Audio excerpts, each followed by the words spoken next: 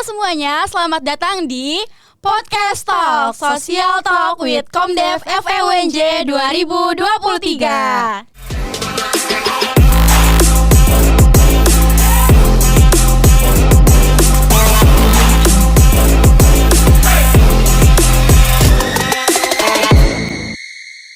Hari ini kita membahas apa sih, Din? Oke, jadi tuh untuk podcast talk kali ini kita akan ngebahas tentang urgensi berorganisasi di kampus. Jadi tuh kita akan ngobrol-ngobrol nih tentang pentingnya mengikuti organisasi di kampus dan manfaatnya di dunia kerja, Anjel. Wah, pasti keren banget ya, Din, pembahasan hari ini. Oh ya, sebelum mulai mungkin kita kenalan dulu kali ya. Kayaknya nggak afdol nih kalau kita nggak kenalan. Perkenalkan, nama aku Angela Priyatna dari Prodi Manajemen Angkatan 2022 dan merupakan staf pengembangan masyarakat Komdev FEUNJ tahun 2023. Perkenalkan, aku Dininggar Indah Safira dari Program Studi Pendidikan Akuntansi 2022 dan merupakan staf pengembangan masyarakat dari Komdev FEUNJ 2023. Oke, Dini, sebelum ke inti pembahasan mungkin aku mau ngobrol-ngobrol dulu kali ya sama kamu. Boleh banget tuh. Aku mau tanya nih, Din, kenapa sih kamu tertarik berorganisasi di kampus? Oke, kalau untuk hal apa yang bikin aku tertarik di organisasi kampus tuh mungkin yang pertama itu karena nambah pengalaman kali, Angel. Itu klasik banget kedengarannya. Cuma tuh nggak nutup kemungkinan nih dari pengalaman baru yang kita dapat itu bisa langsung menjadi ilmu yang bermanfaat untuk kita. Misal kita tuh dapat tugas nih dari proker di organisasi, bisa aja itu berbarengan sama tugas di kampus. Nah, dari situ tuh kita butuh sama yang namanya manajemen waktu. Nah, pengalaman baru yang aku dapat itu sekaligus bisa menjadi ilmu yang bermanfaat untuk aku. Nah, selain dari kedua poin yang udah aku sebutin, Ninjal, hal lain yang menjadi bahan tertarik aku ikut organisasi adalah menambah relasi dan memperluas jejaring sosial. Kayak sebelumnya aku belum kenal kamu atau mungkin kenal anak-anak dari Pengmas lainnya ataupun dari staf Komdev, Ninjal. Kalau kamu sendiri, apa sih hal yang bikin kamu tertarik nih mengikuti organisasi? Waduh, ditanyain juga nih ya. Kalau aku sih tertarik organisasi ya karena di organisasi itu kan kita bisa tahu nih potensi diri kita di mana, terus bakat kita apa, terus passion kita di mana, itu kan bisa tahu. Selain itu kita juga bisa mendapatkan relasi, kayak dulunya kan aku nggak kenal kamu ya, Din, karena kita beda prodi, tapi di Komdev ini, di Pengmas ini kita bisa saling kenal dan bisa MC bareng nih hari ini. Wah, keren banget nih alasan Angel mengikuti organisasi di kampus. Ini ngobrol-ngobrol kita berdua aja, Angel? Enggak dong, pastinya udah ada narasumber yang keren banget dan cocok sama topik podcast kita kali ini nih, Din. Penasaran nggak? Penasaran banget sih. Oke, langsung aja kita sambut Kak Muhammad Al-Fatih. Tepuk tangan dong. Ya, halo Dini, Angela ya. Halo Kak. Oke, sebelumnya selamat datang ya Kak Fatih. Ini sebelum kita lanjut nih, Kak Muhammad Al-Fatih ini enaknya dipanggil Kak Ahmad atau Kak Fatih atau mau Kak Al biar rame kayak di sinetron sebelah? Iya, menarik nih buat nama panggilan ya. Kalau misalnya diceritain panjang sebenarnya buat nama panggilan, karena dari segi penulisan aja tuh sempat berubah-berubah gitu. Waduh. Tapi kalau misalnya dari nama panggilan banyak juga sih. Ada yang manggil Kak Al, ada yang Kak Fatih gitu ya. Cuman belum ada yang manggil Kak Ahmad. Nah, bebas dari teman-teman. Mungkin Kak Fatih boleh sih. Oke, dipanggilnya Kak Fatih ya, Kak. Kak Fatih, gimana nih Kak kabarnya? Udah selesai UAS atau belum nih, Kak? Alhamdulillah belum selesai karena emang gak ada UAS ya. Oh iya. Sebenarnya ada satu mata kuliah yang mengharuskan UAS, cuman apa ya namanya, ternyata nggak ada gitu buat UASnya. Dan sisanya sih tinggal nyusun tugas akhir aja gitu, yang sekarang masih berprogres. Doain aja semoga bisa lulus tepat waktu. Amin, amin. Kabar sendiri dari Dini sama Angela gimana? Kalau dari aku sih alhamdulillah baik, Kak.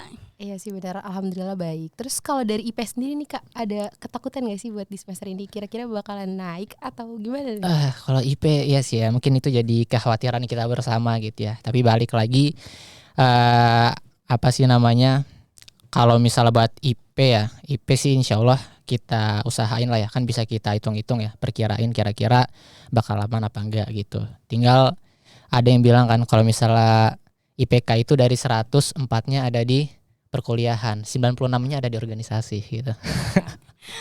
Semoga IP kita aman semua ya. Amin ya robbal alamin. Oke, alhamdulillah berarti kan kabar Kak Fatih baik nih. Iya. Nah, kalau lagi nyusun tugas akhir tuh berarti udah mau menuju menyusun skripsi juga ya Kak. Nah, selain kesibukan yang tadi nih, ada gak sih kesibukan lain yang emang Kak Fatih lagi jalanin? Sebelum kita juga jauh nih ngobrol-ngobrol yang lain, boleh banget dikenalin lebih dalam lagi. Kayak sekarang tuh kesibukannya apa dan sedang mengikuti organisasi di mana? Oke, ya sebelumnya izin memperkenalkan lagi ya. Nama saya Muhammad Al-Fatih, teman-teman biasa saya manggil saya Fatih dari Prodi Pemasaran Digital angkatan 2019. Yang kalau misalnya sebelumnya ya, itu nama prodinya Manajemen Pemasaran gitu. Oke, kalau misal buat kesibukan sendiri, alhamdulillah masih dipercaya sama teman-teman untuk akhirnya membersamai teman-teman Quran Institute ya, yang merupakan LSO atau lembaga semi otonom yang dibawahi oleh lembaga dakwah kampus tingkat universitas ya, yaitu LDK Salim gitu. Wah, keren banget nih Dian, Kak Fatih, dan juga pastinya sibuk ya Kak Fatih ini. Tapi Kak Fatih udah luangin waktu nih buat hadir di podcast kita kali ini. Jadi teman-teman jangan lupa tonton sampai habis karena pembahasan kita kali ini sangat berguna buat teman-teman semua. Oke Kak, mungkin aku mau tanya nih Kak, gimana sih Kak pendapat Kakak tentang berorganisasi di kampus Kak? Oke, wah ini langsung masuk ke inti ya. Pendapat saya tentang berorganisasi, jujur kalau misalnya dulu ya, ngomongin tentang organisasi itu menurut saya tentang hal yang wah banget gitu ya. Maksudnya wah karena untuk ukuran saya yang pas itu belum pernah terlibat aktif banget di organisasi ya. Dulu di SMA juga nggak ikut banyak organisasi dan ya so-so aja lah gitu kan, nggak terlalu yang akhirnya aktif banget. Cuman ketika akhirnya ngelihat organisasi di kampus tuh kan beda banget gitu ya, dari culture-nya, terus juga dari buat relasi dan segala macam ya, pekerjaan yang kita luangkan di sana juga berbeda tentunya. Nah, pendapat saya pertama kenapa akhirnya wah karena ngeliatnya tuh sesuatu yang prestis banget gitu organisasi gitu, dan nyampe sekarang gitu ya, walaupun kalau misalnya kita ngeliat sekarang gitu tren organisasi ini lagi turun gitu, bahkan ada risetnya dan banyak yang akhirnya membandingkan antara organisasi dengan realitas sekarang ya, ada program kampus merdeka gitu dibentur-benturkan dengan akademik. Cuman menurut saya itu hal yang klasik lah gitu ya, karena dari dulu juga organisasi sering dibentur-benturkan gitu dengan agenda lain. Meninjau dari hal yang memang lagi ramai nih Kak, kayak organisasi itu pandangannya udah mulai jelek lah ya di mata halayak kayak. Mulai bergeser lah Iya, ya. nah terus nih menurut Kak Fatih sendiri apa sih benefitnya dari kita selaku mahasiswa untuk mengikuti organisasi di kampus Kak? Oke, kalau misalnya ditanya benefitnya banyak banget teman-teman. Ibarat organisasi itu wadah lah gitu, yang banyak hal yang bisa kita ambil di sana. Tinggal gimana akhirnya kita mau nggak ambil kesempatan di sana gitu. Nah, kalau misalnya ditanya apa yang bisa kita dapat, tentunya ya mungkin banyaklah yang bilang itu kan dari soft skill. Nah, itu betul juga gitu ya, karena kita bakal dilatih di sana gitu ya, dari hal yang benar-benar kita sadarin, bahkan dengan hal yang bahkan keseharian kita di organisasi itu ada hal-hal pembelajaran di sana ya, syarat dengan makna. Terus juga pendapat saya dengan organisasi, balik lagi ya, itu tadi ya, karena itu adalah wadah. Kalau saya mengibaratkan itu seperti miniatur lah gitu, miniatur ketika akhirnya nanti kita berorganisasi di kehidupan masyarakat luas gitu. Nah, organisasi ini tempat ajang kita buat belajar gitu, karena banyak banget buat kita barangkali ya, kita nggak orang yang masuk ke dunia perkuliahan itu nggak semuanya mulai dari start yang sama gitu. Nah, makanya untuk akhirnya kita bisa mengejar ketertinggalan kita, barangkali kita sebelumnya kurang aktif di SMA, kita belum memiliki ilmu soft skill yang emang pengen kita cari gitu untuk akhirnya kehidupan kita pasca kampus. Nah, organisasi lah jawabannya gitu. Bisa jadi salah satu tempat buat akhirnya kita menggali banyak ilmu dan juga potensi di sana gitu. Oke, ternyata baik banget nih teman-teman yang benefit dari organisasi yang bisa didapetin. Kalau dari Kak Fatih sendiri tuh benefit-benefit apa aja sih Kak yang udah Kakak dapetin dan sangat berpengaruh buat diri Kak Fatih sendiri? Oke, kalau misalnya manfaat ya, yang pertama saya dapatin yang berkesan ya, menurut saya sih itu dari persaudaraan atau ukhuwah gitu ya. Kalau saya lihat itu benar-benar ngena gitu ya, walaupun mungkin yang namanya kita berorganisasi itu nggak ada yang sempurna lah gitu, ada aja kekurangannya, tapi dari kebersamaan di situ yang akhirnya bisa membawa kita ke banyak manfaat lagi ke depannya gitu yang kita dapat. Selain itu juga dari soft skill gitu ya, dulu saya itu orang yang benar-benar nggak berani gitu maju di depan umum gitu ya, bahkan sekedar ngomong kayak gini nih nggak berani dulu gitu. Di SMA juga ya, karena faktor dari jarak sekolah ke rumah itu jauh banget ya, 32 kilo kalau nggak salah. Tuh naik motor PP gitu kan, dari jam 6:30 nyampe jam 5 sore, terus pulang malam nyampe rumah, tidur akhirnya bangun pagi lagi buat sekolah gitu-gitu terus aja gitu. Capek. Akhirnya kita kekurangan wadah buat ya tadi ngegali soft skill kita gitu. Bahkan nyampe akhirnya ketika saya lulus pun saya mulai sadar gitu. Lulus SMA pada saat itu ya kayak mikir kok gini-gini aja gitu. Ada yang kurang gitu. Bahkan soft skill yang barangkali hal-hal mendasar dalam akhirnya kita untuk akhirnya bisa terjun di dunia sosial itu nggak saya miliki gitu. Makanya akhirnya saya nekat pas itu. Ketika baru masuk organisasi baru masuk kuliah, saya nekat gitu buat nyoba daftar ke berbagai organisasi yang tapi emang ya tanda kutip juga kita harus perhatikan gitu. Emang organisasi yang sesuai dari passion kita juga gitu, dari minat kita juga gitu sih. Dan dari sana ya akhirnya ngebuka mata saya gitu bahwa banyak hal-hal yang belum pernah saya pelajarin gitu. Mungkin karena tadi ya kita belum pernah terjun ke organisasi, pandangan kita sempit gitu. Memandang organisasi dari satu sisi. Tapi ketika kita udah terjun ke sana gitu, insya Allah banyak hal yang didapatin gitu. Dari tadi ya relasi, terus juga soft skill ya. Gimana akhirnya manajemen waktu gitu. Dulu saya berantakan banget gitu buat manajemen waktu, sering tumpang tindih dan segala macam gitu ya. Terus juga menghargai waktu sih, itu penting banget ya. Akhirnya bisa menghargai waktu dengan ya berharganya waktu gitu. Terus juga akhirnya dari situ saya belajar manajemen diri lah gitu. Bukan hanya soal waktu tapi juga manajemen emosi gitu. Dan juga belajar akhirnya kita gimana bersosial gitu ya. Ketika kita akhirnya dikasih suatu tugas dan belum tentu tugas itu kita sanggup untuk menanggung hal itu gitu. Akhirnya gimana akhirnya kita bisa belajar untuk memantaskan diri gitu. Karena banyak orang yang akhirnya sekarang ketika dikasih tugas dia bukan akhirnya berusaha buat memantaskan diri gitu. Oke, gue dikasih tugas ini gitu kan. Oke, berarti PR gue kira yaudah apa yang bisa gue lakuin buat akhirnya bisa sesuai mendapat tugas itu gitu. Tapi banyak ya mungkin dari kita akhirnya ketika dikasih tugas dan gak sesuai dari kapasitas kita malah menolak hal itu gitu. Walaupun ya fine-fine aja gitu kita nolak. Tapi ya kurang kalau misalnya hal-hal kesempatan itu kita tolak semua gitu, kita gak akan berkembang gitu sih. Oke, jadi tuh kita bisa narik kesimpulan kalau ikut organisasi di kampus tuh banyak banget ya Kak manfaatnya. Dan Banyak dari banget. Kak Fati sendiri pun udah ngerasain nih pengaruhnya buat hidup Kak Fati. Nah, tapi kan kayak Kak Fati nih sebelumnya malu-malu ataupun takut ngomong di publik. Tapi masih banyak nih kayak tipe-tipe mahasiswa yang mungkin serupa sama Kak Fati. Atau mungkin mereka tuh males lah ikut organisasi, maunya habis kuliah pulang, gak ada kura-kura lah, gak mau rapat gitu. Nah menurut Kak Fati sendiri nih, tipe-tipe mahasiswa yang seperti itu bagus gak sih Kak buat diri mereka? Kalau misalnya ditanya bagus atau enggak, relatif gitu. Karena balik lagi ya, ketika beda ya, misalnya kita masih di dunia SMA, SMK, tujuan yang mau kita dapat itu masih diatur gitu.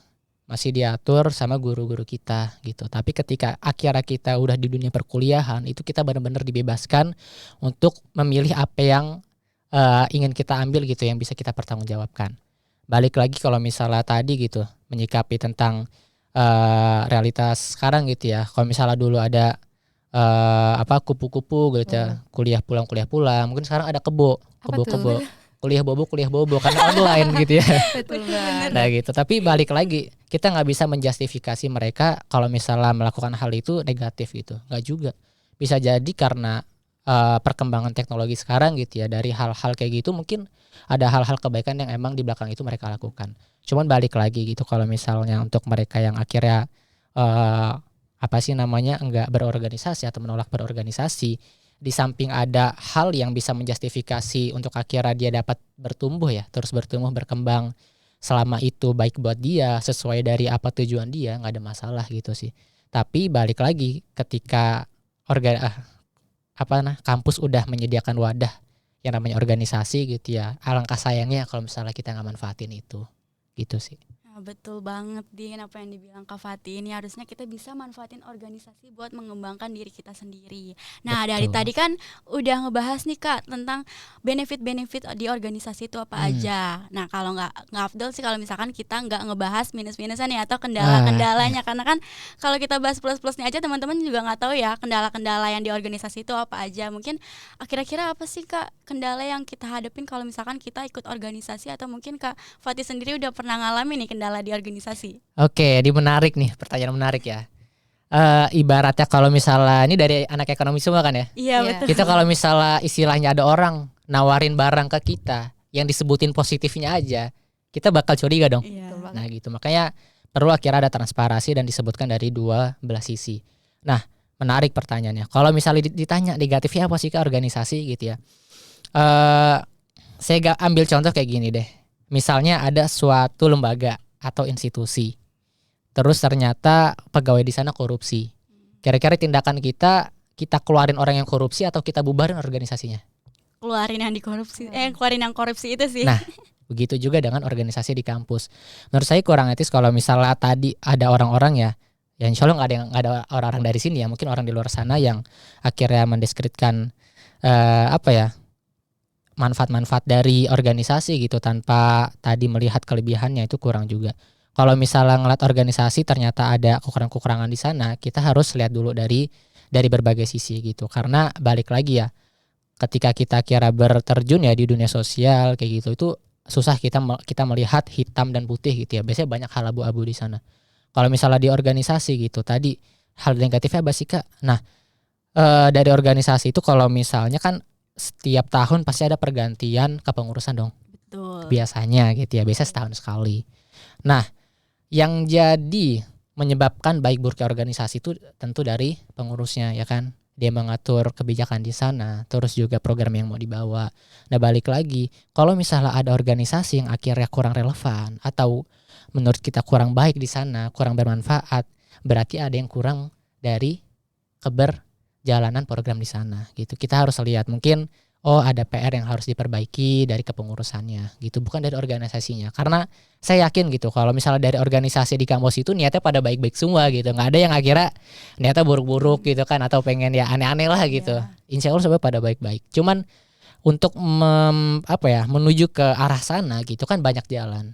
Nah balik lagi yang perlu kita kritisi adalah gimana akhirnya kita menyikapi orang-orang yang tergabung dalam organisasi itu gitu. Bisa jadi niatnya baik tapi dengan cara yang kurang baik. Nah itu ada ruang-ruang untuk akhirnya kita ya berdiskusi di sana gitu. Kita menentukan mana nih cara yang lebih baik lagi gitu. Kalau misalnya tadi ya dari kekurangan organisasi, banyak yang bilang organisasi itu ngabis-ngabisin waktu aja gitu. Nah itu balik lagi ya, di organisasi itu kita diajarin time management gitu.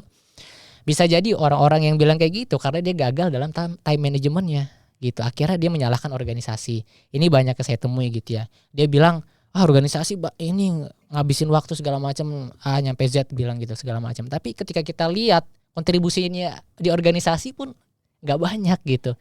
Kalau misalnya dia bilang gue sibuk gini gitu. Bahkan ngeliat anak-anak zaman sekarang aja, saya nggak tahu kalau misalnya untuk orang-orang yang dulu yang berorganisasi. Tapi anak-anak zaman sekarang aja banyak gitu yang akhirnya organisasi itu di nomor 2 kan, maksudnya prioritasnya menurun lah gitu. Mereka banyak ke kegiatan-kegiatan baik lainnya gitu. Terus lantas dia bilang organisasi menyita waktu dan segala macam. Menurut saya itu bagaimana kira untuk time manajemennya.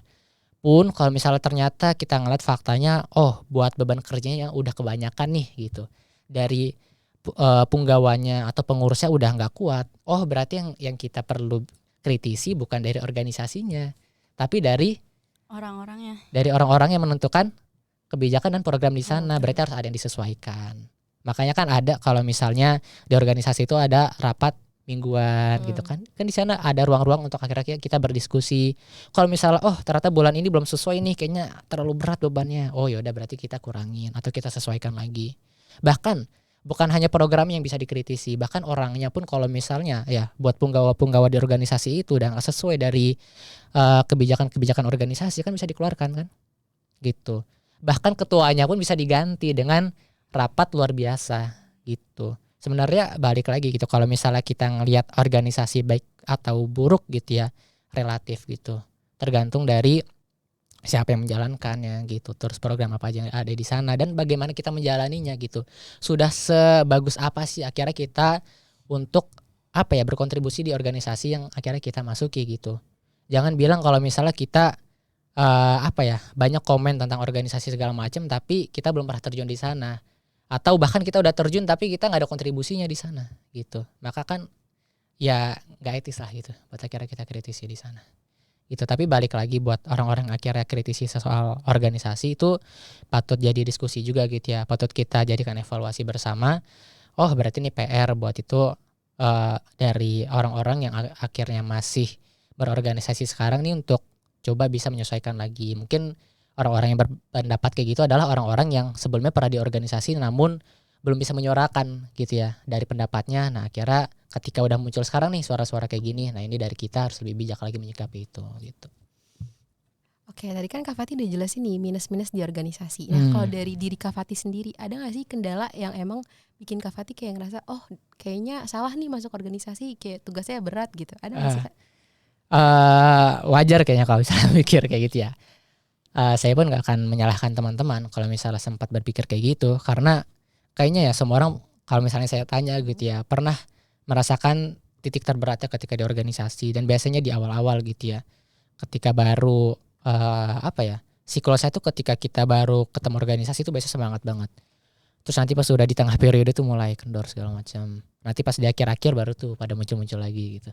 Nah wajar sih kalau misalnya akhirnya mempertanyakan gitu ya, ketika kita udah berorganisasi kok banyak minnya segala macam gitu ya. Pun saya pernah juga merasakan bahkan pengen keluar gitu ya dari organisasi gitu. Karena tadi ya orang-orang yang membersamai organisasi itu ada beberapa tipe. Kalau yang saya lihat ya, ini menurut pendapat saya. Yang pertama itu ada orang yang benar-benar totalitas dalam berorganisasi.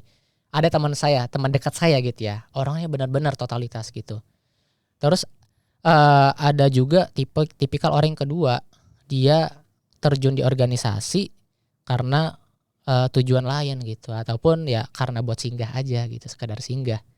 Nah, kalau misalnya dari dua tipikal orang ini ya, ketika ada di organisasi gitu, yang mendominasi adalah orang-orang yang tipikal pertama, alhamdulillah gitu, insya Allah buat orang-orang yang kedua ini tipikal yang tadi mungkin cuma buat singgah ataupun masih belum jelas tujuannya, itu bisa terwarnai dan akhirnya mereka bisa sadar gitu. Tapi realitanya sekarang terkadang banyak juga mungkin ya, bisa jadi orang-orang yang tadi tipikal kedua ini malah yang mewarnai orang pertama ini, akhirnya jadi malas gitu.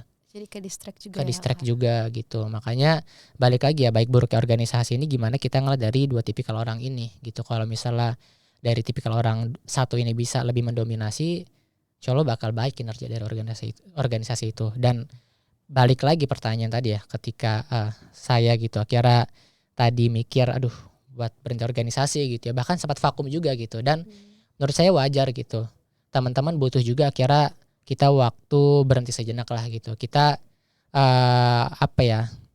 sejenak buat ngeliat ke belakang gitu ya, sejauh mana kita melangkah gitu. Kita perlu evaluasi diri gitu. Karena kita butuh waktu lah minimal ya. Seseorang itu butuh waktu untuk menyendiri ya, buat akhirnya dia bisa muhasabah ataupun introspeksi dirinya gitu tentang keperjalanan dia yang udah dia lakuin gitu. Nge-recharge lagi lah gitu ya. Insya Allah dari situ bakal membuat dia jadi lebih semangat lagi gitu. Tapi balik lagi, kalau misalnya kita berhenti gitu, kita pastikan berhentinya kita ini untuk kebaikan organisasi gitu.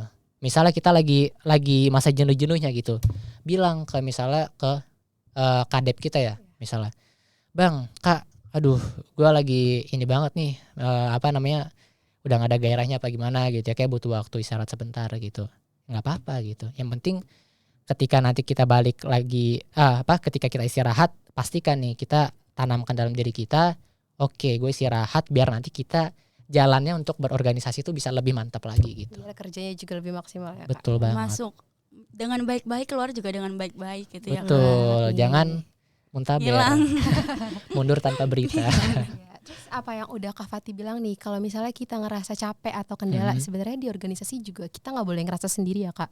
Betul kita banget. Tuh bisa banget nih minta tolong, kayak misalnya lagi ada susah di sini, ngomongin lah sama staff mungkin yang sebayanya, atau mungkin ke tadi kadep yang emang statusnya kakak tingkat kita ya, supaya tuh kendala yang tadi udah Kak Fatih sebutin itu nggak jadi beban tersendiri untuk mereka yang emang lagi ngerasa kesulitan. Iya Kan betul banget. gak etis ya Kak, kita masuknya baik-baik, udah punya komit juga, masa tiba-tiba ngilang gitu aja. Betul banget, karena balik lagi ya, ketika kita udah duduk di masuk organisasi gitu ya, ketika kan kita masuknya lewat ini ya, berbagai inilah tahapan gitu. Sayang aja gitu misalnya kita tiba-tiba keluar gitu, karena barangkali tempat yang kita masukin ini adalah tempat yang sebenarnya dari teman-teman kita inginkan gitu. Oke, bisa Makanya jadi sayang juga banget. wadah untuk kita mengembangkan diri. Kan kita nggak tahu ya ke depannya kita tuh akan dapat apa dari organisasi yang emang udah kita masuk ya. Betul, yang penting balik lagi on the track gitu ya. Iya, Dari apa yang udah kita rencanain, kita udah planningin gitu ya. Kita cari dari organisasi itu, insya Allah itu bisa apa ya, sesuai dari apa yang teman-teman inginin gitu. Yang jadi salah barangkali bukan dari organisasinya, barangkali pernah nggak sih kita mikir gitu ya, kita berorganisasi buat apa sih gitu. Kadang kita apa ya, kita nggak ada esensi untuk berorganisasi itu, yang akhirnya tadi kita nggak maksimal gitu ya, ada di tengah-tengah gitu ya, maksimal enggak, pengen keluar enggak gitu, di tengah-tengah aja, dan akhirnya itulah yang ngebuat jadi kita terbebani gitu dengan organisasi gitu sih. Betul banget ya Dian yang dibilang Kak Fati ini. Tapi kan kalau misalkan teman-teman udah berani mencoba atau memulai sesuatu, itu juga harus bisa nerima risiko atau konsekuensi yang ada ya Kak. Betul. Karena kan apa yang kita rencanain kadang ada yang sesuai ekspektasi, ada juga yang dipatahkan oleh ekspektasi gitu. Iya Kak. Dari yang kita dengar berdua nih, Kak Fati nih selain kuliah dan aktif berorganisasi, Kak Fati juga pernah magang ya Kak? Boleh di-spill gak sih Kak? Alhamdulillah ya, sempat magang di beberapa tempat. Dulu itu di pertama di perusahaan alat-alat ini ya, apa sih namanya, buat outdoor gitu ya. Itu di main outdoor gitu ya, selama 5 bulan karena buat kebijakan baru ya. Nah ini di tahun saya juga gitu. Balik lagi jadi kelinci percobaan gitu ya. Itu buat Kampus Merdeka gitu ya. Dan di sana banyak belajar gitu sih. Dan selama di main outdoor pun banyak ilmu dan juga relasi serta pembelajaran lainnya gitu ya di sana, untuk akhirnya gimana kita manajemen waktu juga, apa sih tugas-tugas, dan belajar terjun ke dunia profesional gitu. Dan karena tadi ya sebelumnya saya udah berorganisasi, alhamdulillah dari situ yang akhirnya saya nggak terlalu kaget lagi lah gitu ketika akhirnya terjun ke dunia magang gitu. Bahkan akhirnya alhamdulillah ya sempat dipercayai juga pindah-pindah ini ya, apa sih namanya, divisi gitu. Karena di main outdoor itu pas itu kondisinya ada satu istilahnya anak perusahaan gitu yang lagi baru berdiri lah gitu, baru ngerintis. Nah akhirnya di situ banyak tugasnya yang agile gitu, buat akhirnya kita harus bisa pindah-pindah tempat. Alhamdulillah di situ belajar banyak hal dan dipercayai bisa ke apa namanya, divisi desain pas itu ya, bikin apa sih namanya, buat megang IG-nya gitu ya, dari segi postingannya, terus juga video, terus ke apa namanya, buat ke teman-teman marketing juga gitu, banyak gitu sih. Terus juga sempat ke logistik juga gitu, karena penasaran gitu ya buat kegiatannya ngapain aja gitu sih di sana. Gitu sih. Oke, jadi kan Kak Fati udah punya nih pengalaman di dunia kerja dari magang yang udah Kak Fati sebutin. Nah, kayak kita tahu kan dunia kampus sama dunia kerja tuh nggak bisa kita bilang 100% sama. Nah, menurut Kak Fati sendiri, apa sih yang jadi pembeda antara dunia kerja dan dunia kampus?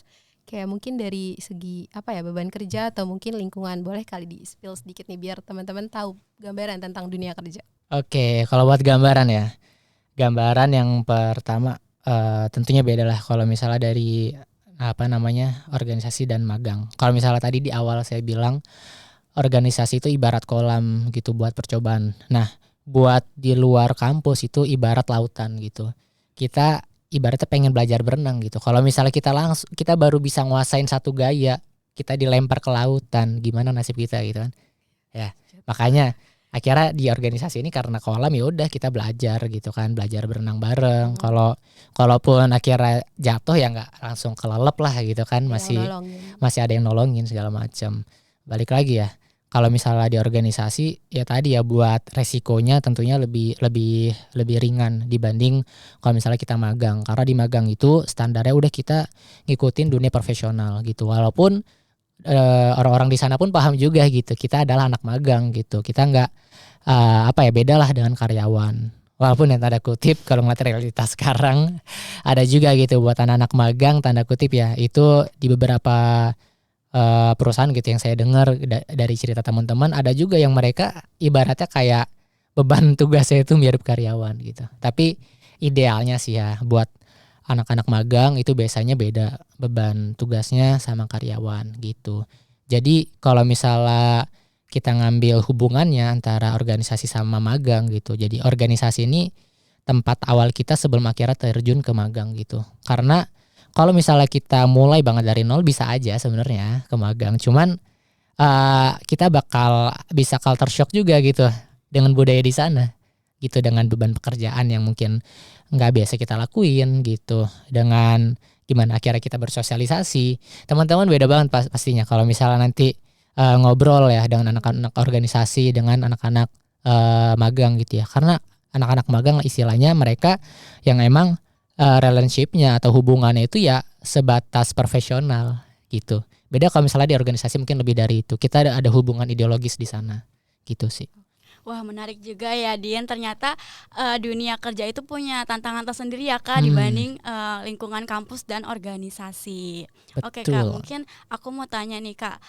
Kalau dari organisasi itu apa sih, Kak, yang bikin pengaruh buat dunia kerja, kayak benefit atau soft skill yang dibutuhin di dunia kerja itu dari organisasi apa sih, Kak, yang bisa diambil gitu? Iya, oke, pertanyaan menarik ya. Kalau misalnya yang basic-basic ya mungkin tadi buat kita time management pertama, kita ngatur waktu karena ketika magang kalau buat sekarang sih idealnya udah nggak ada kuliah lagi ya.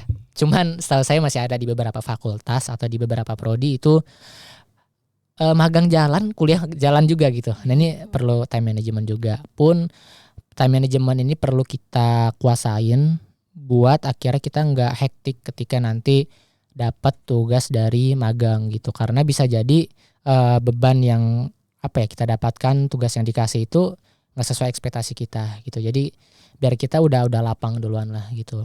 Pertama time management, ngatur waktu gitu, dan kan kita bekerja dari pagi nyampe sore lah gitu ya. Nah itu kan pasti kalau misalnya kita nggak diimbangi dengan time management itu bisa kelabakan banget gitu, bahkan bisa jadi burn out kalau misalnya kita nggak menyikapinya dengan serius. Makanya perlu time management yang pertama.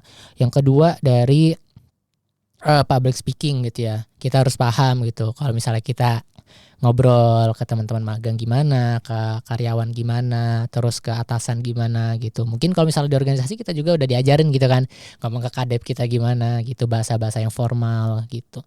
Terus juga selain dari komunikasi juga dari ini ya, apa sih itu buat yang manner-manner yang basic lah gitu ya, yang perlu kita kira pahamin gitu. Selain dari itu tergantung sih gitu dari UKM ataupun organisasi yang teman-teman masukin. Kalau misalnya teman-teman mungkin masuk ke organisasi yang emang di bidangnya desain gitu, teman-teman dalamin di sana insya Allah kepake juga di tempat magangnya gitu. Jadi buat soft skill yang emang apa namanya yang dipakai banget buat di dunia pekerjaan pun ada juga gitu ya yang sejalan. Pun selain itu ada juga tadi buat apa namanya istilahnya soft skill yang emang harus banget diadain di apa ya kita milikin buat bisa terjun di berbagai tempat magang gitu. Contohnya tadi kayak time management gitu, terus juga buat ngatur emosi juga, karena ini buat ngatur emosi juga penting gitu. Mungkin teman-teman nanti kalau misalnya di organisasi ya tiba-tiba dapat tugas gitu kan, nggak tiba-tiba juga sih, biasanya diomongin dulu ya, dapat tugas gitu, belum lagi nanti ada teman yang ada berhalangan gitu kan, akhirnya aduh mau nggak mau kita bantuin. Itu di dunia pekerjaan ada juga kayak gitu. Akhirnya gimana kita belajar mendelegasikan tugas apa yang kita punya. Misalnya gini, kita dapat tugas buat nyusun laporan, misalnya laporan keuangan. Tiba-tiba gitu kan, itu harus dikumpulnya misal sore. Siangnya ternyata kita ada urusan keluarga gitu ya, emang nggak bisa kita tinggalin. Nah ini gimana gitu kan ya. Kalau misalnya mungkin dari kita ada yang akhirnya bener-bener dikejar gitu ya, nyampe akhirnya stres banget. Ujung-ujungnya lewat juga gitu, nggak bisa. Atau mungkin ada yang akhirnya ninggalin gitu kan, kurang baik juga ya buat dua hal ini. Nah kita dari situ bisa belajar juga kira ketika ada dua hal prioritas yang bersamaan ya tingkatannya, kita bisa belajar gimana mendelegasikan tugas yang kita punya ke orang-orang yang kita percayai gitu-gitu sih. Terus juga belajar dari ini ya skala prioritas gitu, karena kalau dari teorinya sih mudah gitu ya nonton skala prioritas, cuman buat eksekusinya gitu kadang kita masih kagok, kita masih bingung nih mana yang benar-benar jadi hal prioritas, mana yang penting, mana yang mendesak dan segala macam gitu-gitu sih. Oke, berarti kan Kak Fatih tuh ceritanya tentang soft skill ya Kak. Nah Hmm. kalau dari segi hard skill sendiri nih, selama Kakak mengikuti organisasi, ada nggak sih hal yang memang itu tuh sesuai sama kerjaan kerjaan yang Kak Fatih lakukan pas magang? Ada sih kalau hard skill ya, karena balik lagi ya, kita nanti pas magang kan biasanya disuruh sama yang selinier ya dengan fakultas kita atau dengan prodi kita. Nah, apa namanya, ketika kita fokus tadi ya di akademik, itu bisa ngebantu juga kita buat di organisasi di tempat magang. Pun juga di organisasi biasanya itu ada pelatihan hard skill yang emang bisa kita manfaatin buat nanti menunjang ketika magang gitu ya. Contohnya misalnya teman-teman masuk ke divisi PR, media Oh, gitu ya, ke media, ke apa sih kalau misalnya istilah HPD. anak B misalnya ada Iya. HPD gitu ya. Terus ada juga di PR, public relation gitu. Terus juga ada juga masuk misalnya dalam dalam hal keuangannya gitu ya. Kita nyari sumber-sumber dana gitu, kita nyari sponsor tuh gimana, kan belajar di sana gitu.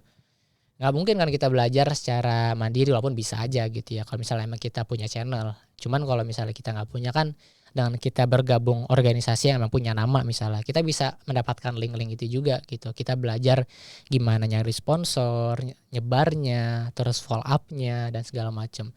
Belum lagi tadi selain itu belajar kepemimpinan gitu ya. Ketika teman-teman ternyata diamanahkan buat menjadi suatu panitia event gitu ya, event tertentu, nah itu kan melatih juga dari hard skill teman-teman gimana teman-teman ngatur teman-teman sendiri gitu kan, dari cara teman-teman ngomong ke teman-teman gitu ya, cara komunikasinya lah itu juga kan perlu dipelajarin segala macam. Banyak gitu sih hal-hal yang emang selinir gitu dari organisasi dengan magang. Tinggal kuncinya kita cocok-cocokin aja gitu, karena tadi ya organisasi itu luas banget, luas. Kalau misalnya teman-teman buat nyibukin semua di organisasi di kampus ini diikutin semua, teman-teman bakalan cuma dapat kulitnya aja gitu. Idealnya sih ya mungkin maksimal 3 atau 4 organisasi lah teman-teman bisa ikutin dalam waktu bersamaan. Itu pun Banyak Kak. jangan salah sangka kalau dulu ada cutting saya ya, itu angkatan berapa, 17 kalau nggak salah. Itu ada dia ikut 3 organisasi secara bersamaan di tahun yang sama. Wow, keren. Itu bukan online lagi ya. Kalau online mungkin bisa ikut Iya. 3 device gitu ya, rapatnya bareng. Itu offline. Dan alhamdulillah bisa. Ya tadi cuman balik lagi ketika kita berorganisasi ya harus menyesuaikan dengan kapasitas kita gitu. Kalau misalnya kita emang bisa fokus di satu organisasi ya monggo gitu, perdalam hal itu gitu. Oke, di internet tuh banyak banget nih hal positif dari soft skill ataupun hard skill yang bisa diambil dari organisasi buat dunia kerja ya Kak.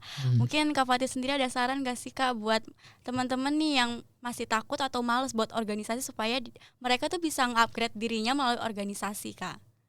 Oke. Kalau misalnya tadi ya ditanya buat orang-orang yang masih takut ataupun males, balik lagi kita nggak bisa maksa gitu ya, karena dorongan yang paling kuat itu dari dalam diri sendiri gitu. Teman-teman cariin dulu dari big why-nya dulu. Kenapa sih teman-teman harus berorganisasi gitu? Apa yang pengen teman-teman dapetin? Tujuan apa yang pengen teman-teman capai? Kalau misalnya teman-teman udah dapet itu, insya Allah buat ngejalin organisasi pun jadi lebih enak gitu. Teman-teman bisa ngejalanin sesuai passion teman-teman, sesuai dari apa yang teman-teman minati gitu. Walaupun dalam berorganisasi itu nggak semuanya sesuai dari kehendak kita gitu. Ada hal-hal di luar yang ya namanya kita belajar kehidupan gitu ya. Dalam kehidupan pun nggak semuanya sesuai dengan apa yang kita rencanakan gitu kan. Tapi ya sebaik-baiknya kita mendapatkan amanah gitu ya, udah kita jalani dengan sebaik-baiknya gitu. Kita ambil hikmahnya gitu. Dan tadi balik lagi, selain cari big why-nya, baru teman-teman cari nih buat organisasi yang sesuai. Jangan ya nih, perhatikan buat teman-teman maba nanti ya, kadang terlalu bersemangat buat nyari organisasi, FOMO gitu ya. Semua organisasi diikutin. Teman kelas gue ikut yang ini nih, kalau gue nggak ini, aduh, kayaknya nanti gue ditinggalin, nggak bisa. Ada yang oprek dikit ikut. Iya kan. Jadi nggak sesuai dari emang passionnya. Malah khawatirnya kita malah jadi zolim terhadap organisasi yang kita ikutin, karena tadi kita emang nggak sepenuh hati masuk ya gitu. Jadi balik lagi teman-teman cari big why-nya, terus cari organisasi yang sesuai yang bisa menampung dari minat teman-teman gitu. Kalau misalnya teman-teman masih bingung juga, tanya kakak-kakaknya gitu. Kakak-kakaknya banyak di sini yang emang akhirnya bisa diajak diskusi gitu. Kalau misalnya ditanya apa sih, enggak lah ntar takut kedoktrin gitu ya. Ya enggak juga gitu sih, carilah emang kakak-kakak yang emang sekiranya Netral kita ya tahu lah ngomongnya. gitu mereka dari cara ngomongnya gimana gitu. Cari orang-orang yang netral yang emang bisa ngasih advice sesuai dari apa namanya yang kita butuhkan juga gitu. Karena kalau misalnya kita cuman berasumsi sendiri gitu ya, terkadang prasangka kita nggak sesuai dari kenyataan gitu kan. Bisa jadi yang kita lihat tuh dari satu sudut pandang doang gitu. Kita nggak ngeliat dari sisi yang lain gitu. Makanya kita perlu juga diskusi ke orang-orang yang emang terjun ke organisasi karena mereka yang udah ngerasain gitu. Terus yang selanjutnya kalau misalnya udah dapat itu, terus yang ketiga ya batasin juga gitu. Batasin juga tadi yang udah saya sebutkan ya, jangan FOMO lah gitu. Cari yang emang sesuai benar-benar minat teman-teman. Insya Allah ya teman itu bisa didapatkan di mana aja gitu. Teman-teman jangan takut kehilangan teman gitu lah gitu. Karena tadi ya teman-teman itu ya paling kalau buat awal-awal emang kelihatannya solid segala macam gitu. Buat seiring berjalannya waktu semakin dewasa ya ya ya udah gitu, bisa jadi circle kita pun semakin kecil tapi lebih intim gitu sih. Jadi menurut saya balik lagi bukan, bisa jadi ya walaupun ya teman bisa juga ya teman jadi alasan kita buat akhirnya nemuin passion kita, tapi nggak harus selamanya kita harus ngikutin apa kata teman kita gitu. Kalau boleh jujur ya tadi ikutin passion gitu. Insya Allah dari ketika kita ngikutin passion itu yang bisa kita awet berorganisasi gitu sih. Dan yang terakhir banget, teman-teman buat teman-teman ya yang nanti mungkin ada apa sih namanya kepikiran buat ngambil organisasi lebih dari satu ya, kalau bisa pikirkan baik-baik dan berusaha tawazun. Tawazun itu seimbang ya, seimbang gitu. Kalau misalnya teman-teman maksimal di organisasi A ya maksimalkan juga di organisasi B gitu. Bagi porsinya jangan nyampe berat sebelah gitu sih. Dan cari orang-orang yang emang bisa support teman-teman gitu ya. Gitu sih. Oke nih, betul banget nih pendapat dan masukan dari Kak Fatih terkait mahasiswa yang emang masih takut, malu ataupun malas mengikuti organisasi. Sebagai closing statement nih Kak, boleh pertanyaan terakhir ya. Kayak menurut Kak Fatih penting gak sih kita mengikuti organisasi di kampus? Boleh langsung disampaikan ke teman-teman yang mungkin lagi nonton podcast kita kali ini. Oke, ya buat teman-teman balik lagi ya tadi ya buat sebagai closing statement yang masih apatis dengan organisasi, menurut saya coba cari dulu perspektif lain tentang organisasi, pahamin dulu tentang organisasi itu gimana dari berbagai sudut pandang. Yang kedua, buat teman-teman yang akhirnya masih bingung gitu ya, tadi cari tahu dulu alasan teman-teman untuk akhirnya berorganisasi. Kalau misalnya emang nggak ketemu di sana, coba cari dari peluang-peluang lainnya gitu ya, karena banyak kok wadah-wadah lainnya juga gitu yang bisa akhirnya mengakomodir gitu ya dari kebutuhan teman-teman. Terus buat yang terakhir ya, apapun organisasi teman-teman yang teman-teman ambil ya, saya harap sih tetap jangan lupakan ideologi ketika teman-teman untuk akhirnya berorganisasi gitu ya. Seiring berjalannya waktu ya ideologi itu lambat laun bakal memudar bisa jadi ya.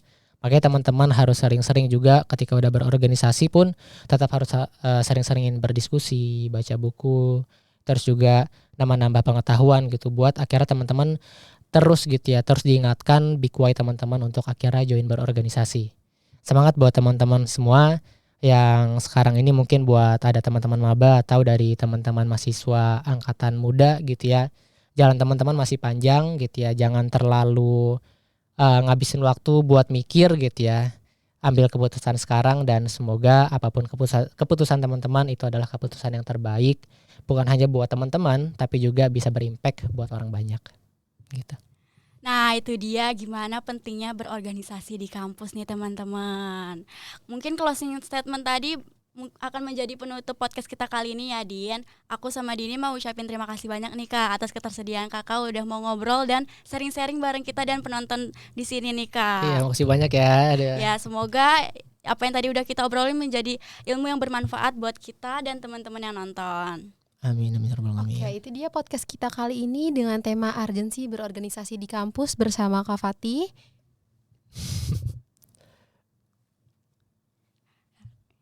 Buat kalian yang masih malas ikut organisasi di kampus, ayo jangan malas lagi dan gak perlu takut buat organisasi di kampus karena banyak banget nih benefit yang bakal kita dapetin seperti yang tadi Kak Fatih udah sharing.